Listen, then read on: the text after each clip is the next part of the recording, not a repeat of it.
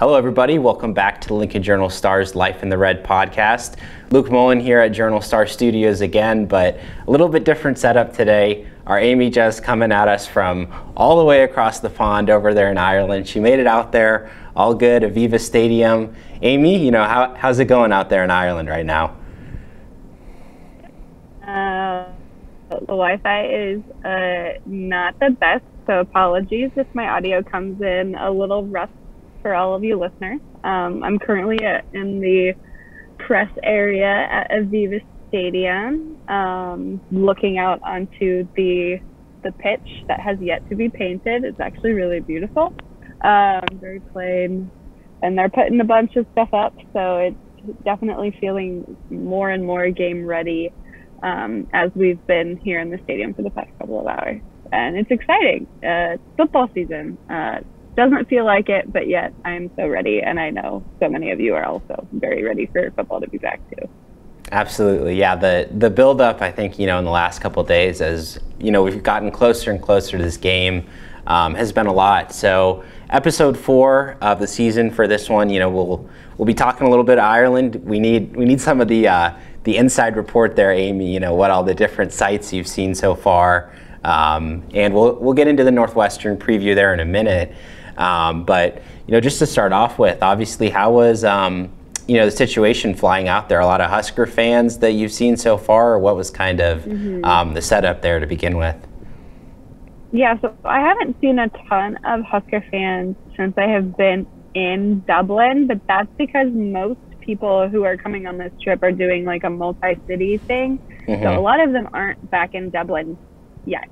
But my flight was packed with Nebraska fans. I would say conservative estimate is about 70% are wearing red in some way, shape, or fashion with Huskers emblems. It was pretty cool. Absolutely. Yeah, I've been seeing a lot of that. All the people, obviously, if they made it out there, sharing on social media, all the different sites. So have you gotten the chance to explore Dublin at all? Seen any cool places in the city? Yeah, so Anna Reed, the Omaha World Herald photographer, and I went on a pretty lengthy walk yesterday, just kind of getting a lay of the land, looking for tourists. Didn't see anybody wearing Nebraska stuff yesterday, which is why I'm like, oh yeah, they're all out of town. And we walked down the city, and we went to St. Patrick's Cathedral, and we walked by Dublin Castle, walked through the Temple Bar area, and this morning I went down the River Liffey on a run, just like right next to the river, and it was really pretty. The weather has been beautiful. Like, that cannot be overstated. Like, it has not rained.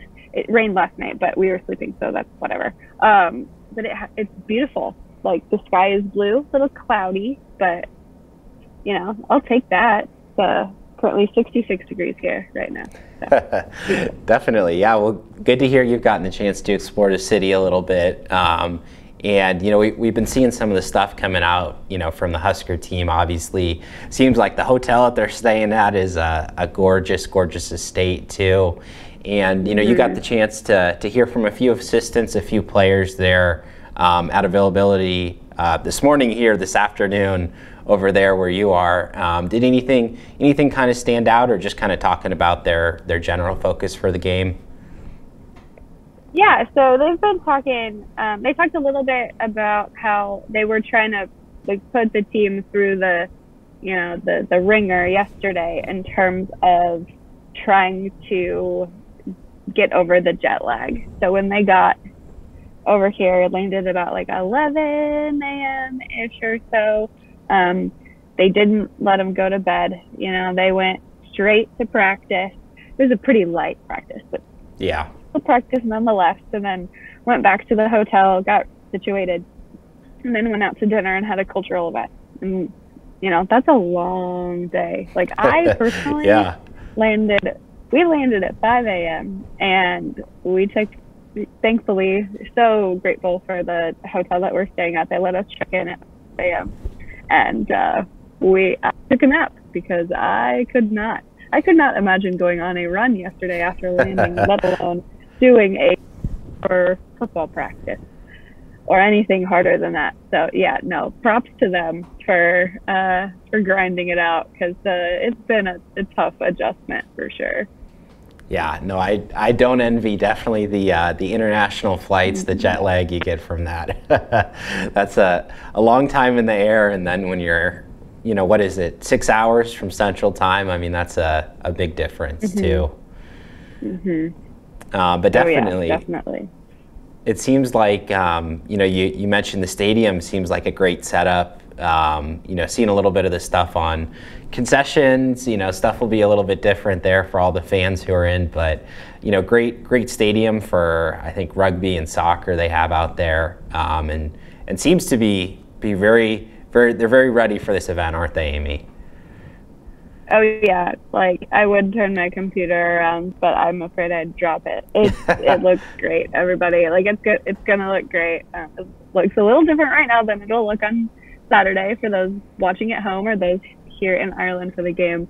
But yeah, it's they're working on it. I don't know if you can hear the construction noises, but they've been building some things as we've been here, and are putting up a bunch of banners and making it feel as much like an American football game as they possibly can. Gotcha. Yeah.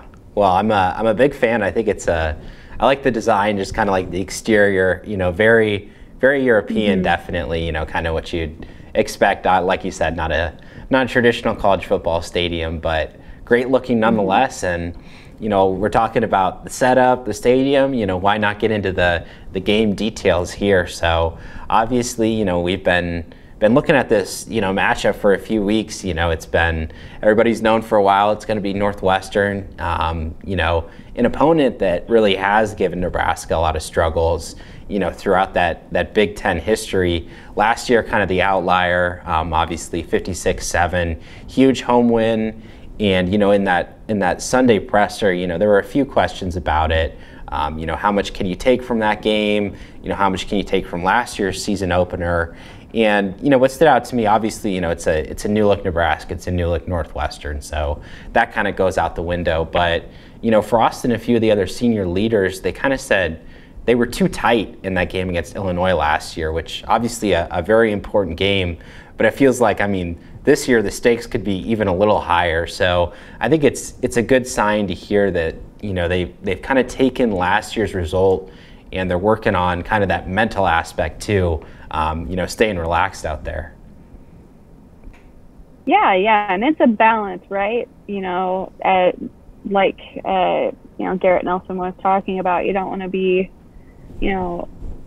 too tight on things where it explodes, but you don't want to do the inverse either, right? Because then it'll get away from you. You have to find the balance of both, and I think that they've been talking about that as one of their talking points this week, and I think that's important. Definitely, yeah. So when we kind of look at this, Northwestern opponent too, obviously there's a lot of new pieces offensively for Nebraska, and it's kind of the inverse for Northwestern. I think the defense, should be pretty strong for them again. A lot of new pieces on offense for them as well, or a lot of improvements that they could make. Just looking through kind of their roster, some of the top performers from last year, the defensive backs, A.J. Hampton and Cameron Mitchell kind of stood out to me, guys who have been contributing for them for a couple seasons, but definitely their defensive front, it seems like their D-line has a lot of new contributors from last year. Their experienced guys are gone, and some different players stepping up for them. So I think defensively, Northwestern should be able to hold their own to an extent. But if we're looking at a statistic to watch or something to really take into account, Northwestern only averaged 16.6 points per game last year, number 125 nationally. So they really struggled offensively last year. We saw that in the Nebraska game. And new season, new chance to impress. You got to think that they're going to come out here with a little more firepower this time, don't you? You would think so. One of the matchups that I'm going to be watching specifically is how Nebraska's O-line fares against Northwestern's defensive line, because there's just so many questions for both units. And I think that will be a very big contributor into who wins on Saturday. Yeah, no, you're definitely right. And I mean, obviously that battle on the other side of the ball too. Peter Skaronski, potential NFL draft pick there for Northwestern. He'll be their starting left tackle. And, Garrett Nelson at the Sunday presser, he said he's excited to go up against the best, one of those things, that Big Ten football. And that Northwestern O-line just really has to protect, because you look at their quarterback, Ryan Helinski, had some growing pains last year in that offense, threw for under 1,000 yards, 3 touchdowns, 4 interceptions. Obviously, Northwestern rotated quarterbacks. It wasn't just Helinski playing, all season long. But at the same time, I think we kind of know what to expect. Evan Hull, returning 1,000-yard rusher. I mean, very Big Ten style, maybe some play action in there, but they're really going to lean on that running game to lead their offense. Yeah, absolutely. And that's not a surprise. I will say, though, with Helinski, I feel like things are going to be better for him this season. I do. I agree with you. I feel like it's going to be better. So I try not to read too much into that, because I don't know. I've got a feeling that he could have a pretty decent season this year. Definitely. Yeah, I mean, just getting to terms with that Northwestern offense for sure. And I mean, from a Nebraska standpoint, a game they're a 2-touchdown favorite. So, some of the important aspects, things you can carry over from a lot of different games, but really, I mean, avoiding the turnovers offensively is just going to be so important in this one, because Northwestern, to me, they're that kind of team that always capitalizes on those mistakes. Play pretty disciplined most of the time. So if you're going to give them free possessions, if you're going to give them a short field, I mean, that's the way that 2-touchdown underdogs, kind of make up that deficit and make it close for sure. So for the Nebraska offense, I think that's going to be a key.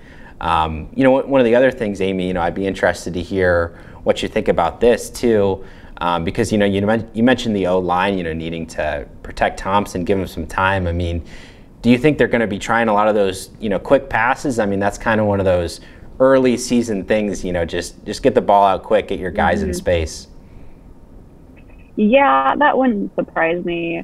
Not just because that's the first game, or like early in the game, but it's the first game of the season with a lot of these pieces with this offense. And so, you want to build confidence in your guys early. So setting those up early, I think, will give Casey some confidence. Not that he doesn't, right? Yeah. He's a confident guy. But when you're in the game, it's easy to pick up on momentum when things are going your way. And things can go your way when you slow things down and open things up in space. Yeah, and I mean that offensive rhythm is just going to be so important too. Obviously you can script out that first drive, to hopefully, get some of that connection, the timing with your guys. But what you do, to start off that game, the first couple of drives, it's going to help build you up the rest of the way, most definitely. And I think the other thing too, last year we saw kind of that option look, They broke out that package, for a few other games, but it was definitely the Northwestern game where we saw that option look the most of the time. New offensive coordinator, different philosophy. I don't know that they're going to be running the option out there 25 times a game. That obviously isn't going to be happening. But I think we could expect some of the packages. Frost, when asked about it, he kind of hinted that they might throw it in there a little bit. Yeah, it wouldn't surprise me. This is Nebraska. But how much we see it, I'm not sure. Yeah, maybe just a couple snaps, a couple different looks. But a lot of it will depend on who's back there at running back, which kind of leads us into our hot topic for the day. Look forward to this for all our different game previews. Coming up over the course of the season. We'll always have a hot topic and a score prediction for you at the end. So Amie, today for our hot topic, I'll pose the question to you. Who do you think will be Nebraska's leading rusher versus Northwestern? I'm going to say Anthony Grant. And your reasoning? I don't know. I just have a feeling. Well, so I'm high on Grant and Irvin. So I felt like I had to pick between one of those two. And I don't know. I don't think he's going to lead in every game. But for the first one, why not? Yeah. No, I know. I'm so convinced.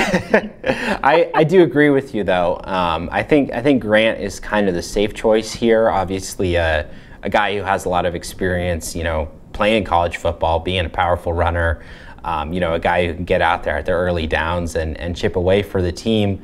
What personally, I'll be really interested to see how much do they work Gabe Ervin into the mix, because last year, true freshman guy coming in, and the coaching staff was pretty happy to give him 8-10 touches a game there early in the season. Again, a lot of competition, different players in the mix this year, but I think Grant is the guy you probably looking to get double-digit carries. Ervin, maybe if I had to just guess, put a ballpark on it, maybe he gets 6 carries or something like that. And obviously, Jaquez Yant in the mix, Ramir in kind of that wide back role. We'll see if he can get a few carries as well. But I'm going to agree with you on this one, Amie. I think Anthony Grant, the guy that they can look to for a lot of those different drives, get him out there on the field a lot and pick up some of those chunk yardage that'll help him get that offense rolling. Yeah, absolutely. And I think it's time for our score predictions. Obviously, oh boy, a very highly looked after segment. Hopefully we don't look too foolish in a few days from now. Obviously a risk always. And I'll kick us off here with my score prediction. I'm going Nebraska 38, Northwestern 24. And my reasoning, I think that 38 points, definitely there's potential that Nebraska doesn't get there. Obviously, I think that's a great scoring output, because you look at this offense, you look at Thompson and just the arm talent he has. Everything we're hearing, his connection with the wide receivers has been great. This Mark Whipple-led offense should have the potential to throw the ball a lot, push the tempo like Nebraska's wanted to. So I think if Thompson's clicking with his wideouts, if the guys in the backfield can come along and contribute, and the O-line's giving him time, I think Nebraska can get that done, get that 2-touchdown, win that they're favored by. But at the same time, like I said, any of those turnovers come in, the special teams miscues we've seen, obviously a new unit out there, but some of those different factors come into play, and I think it could be a lot closer than that 14-point score line. Amie, what do you think? Yeah, I don't remember what I said in our preview section, because I don't have it in front of me. But in this very moment, I'm feeling Nebraska 35, Northwestern 17. For a lot of the same reasons that you brought up. I just feel like Nebraska has the upper hand in this. Obviously, we haven't seen anything yet, but I don't know. I've got a feeling. Definitely, yeah. And I mean the defense. We touched on it briefly, but really, I think we should expect a very strong effort from the defense in this one. I mean, the edge rushers, the linebackers they have coming back. We've heard from defensive backs coach Travis Fisher about all the different guys he has back out there who can contribute in the secondary. So I think, I predicted 24 for Northwestern, but if they did hold them to 17, I think that is definitely, within the realm of possibility given the talent they have, and that'd be a very strong effort from them. Yeah, if Nebraska's edge rushers have the day that they very well could, it's going to be a long day for Northwestern's offense. Absolutely. And a few black shirts handed out as well. So potentially some extra fire for those guys who've earned them, or the guys who are looking, to get theirs in the coming weeks. So we'll see how that shakes out. Definitely appreciate you joining us here from Ireland today, Amie. Make sure everybody, follow Amie_Just on Twitter. She'll have all the different updates there from the stadium, live on site. in the next couple of days. We'll be here at Journal Star Studios following along as well for that game coverage. So appreciate all of you tuning in to our Northwestern preview today. Like I said, stay tuned. Game week finally upon us. It'll be here before you know it on Saturday. So thanks again, Amie, for joining us, and we'll see you next week for the next episode. Thank you.